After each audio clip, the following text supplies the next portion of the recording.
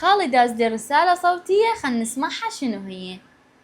ها خالة عسولة، أقول لك تقدرين تسوي لي شوربة لأن بلاعيمي فرد نوم منتهي والله.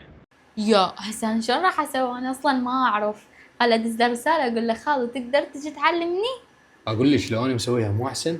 لا بس شوي علمني بس شوي. بالبدايه راح تحتاجين البصل وتحمسين البصل كل الزين، وبعدها تديرين الفطر على البصل اللي حمسناه وتخلين البهارات على البصل والفطر اللي سويناه، وتضيفين الخضروات الفلفل والجزر ينحمسون. راح نحتاج كوب واحد من تمن محمود، وتمن محمود مسوين مسابقه اقروا شروطها بالكابشن. وراح نخلي 8 قلاصات من المي،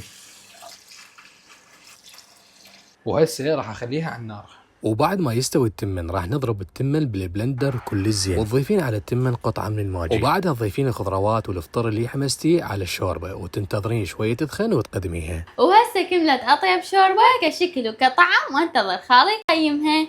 ويلا خالو هسه انت قيم لي الشوربة. والله هي من شكلها كلش تخبل صراحه. يلا بسم الله.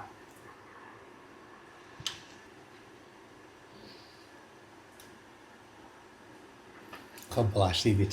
والله قمزتني.